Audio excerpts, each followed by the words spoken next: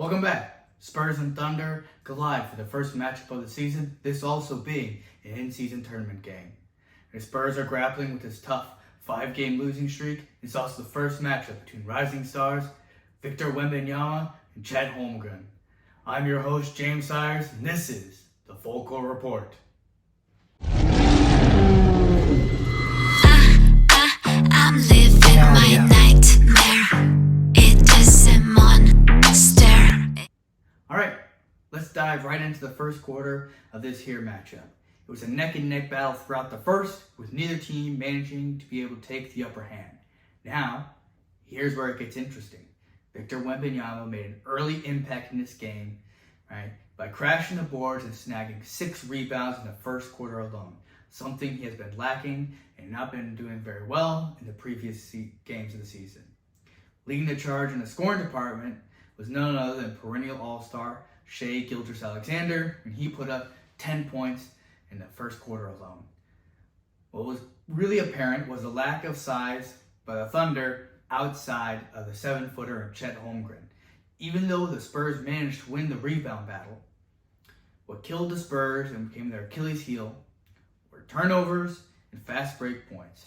And this will remain the theme for the rest of the match. As the buzzer sounded, the quarter concluded with the Thunder holding a slim lead, the scoreboard reading 25-28 in their favor. In the second quarter, both teams refused to let the other pull away. The Thunder made a notable push, elevating the score to 8 on a 3 from Chet Holmgren. To his defense, that the paint is king. Here's Holmgren for 3, and he hits one. However, the Spurs did show resilience in the second quarter and battled all the way back, and eventually took the lead at 3:15 on a floater from Malachi Branham. So somebody will take charge of this group. Malachi Branham trying to get free. Late clock takes on Gilgeous-Alexander. But from that point on, it was all Oklahoma City. From that point on, for the rest of the game. A remarkable 13-2 run in the final stretch of the game, giving a 10-point lead at the halftime buzzer sounded. The scoreboard read 58-48 in their favor. Leading the scoring in the second quarter was once again Shai Gilgeous-Alexander when he was up to 14 points. Now, the critical factor that swayed the momentum away from the Spurs after they took the lead on that floater from Branham was they had 4 turnovers, 4, in the final 2 minutes of the half, and Oklahoma City capitalized on every single opportunity.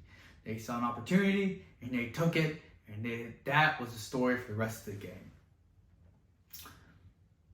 Well, the second half was less than ideal and had some really tough moments for the Spurs. The Thunder carried out their first half momentum, and unfortunately for San Antonio, things started to take a rather grim turn. The third quarter proved to be a struggle as they committed 6 more turnovers in the third quarter alone, allowing the Thunder to dominate the period with a staggering 31-13 quarter. In the third, game was slipping away fast, and by the end of the third, the score stood at a commanding 91-66 lead for the Thunder. SGA continued to be a force to be reckoned with, putting up 14 points in that quarter alone in order to put the game away. The final period echoed the same narrative, with the Thunder's lead ballooning up to 40 points late in the fourth quarter.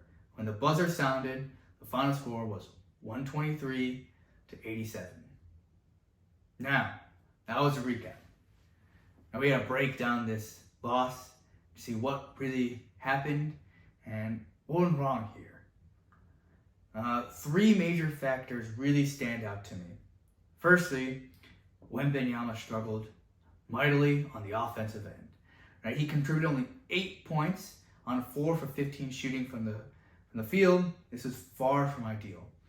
It seems as though the Spurs don't really know how to get him the ball in ideal positions. There are several times, such as this play right here, where it was a quick pass, and it passes up, and Wemby catches it near the rim and puts it down, right? That's the type of stuff we're looking for. Here's the second play, where Victor gets it, and pass out on the wing, And then you got good behind the back pass, behind the back dribble, goes up there and slams it down, and there's more points right there. Right? When you have that type of offensive weapon on your team, you have to utilize it. You have to get good screens and good movement to get him the ball in ideal locations. Secondly, one of the worst things for the Spurs was the fast break points heavily favored the Thunder. But the Thunder had 31 compared to 2 for the Spurs on fast break opportunities and points.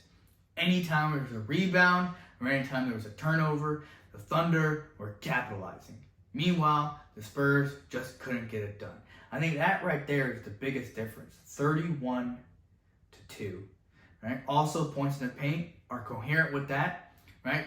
The Thunder had over 60 points in the paint. Meanwhile, the Spurs had something like 36 points in the paint.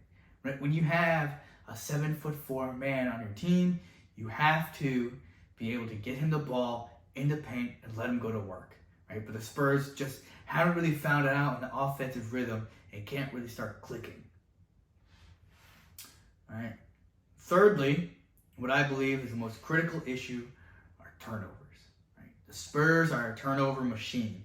Now, coming into this game, they were one of the best teams in terms of assist to point ratio. Right? Almost all their shots had assists on them. They're up towards the top of the league. But with putting those extra passes, a lot of times they're trying to force passes into bad situations. And then when you lose a turnover battle on the road and the other team's able to capitalize on those turnovers, that is a recipe for disaster. Right? San Antonio racked up a whopping 24 turnovers. I hate to tell you, that ain't going to get it done. Right?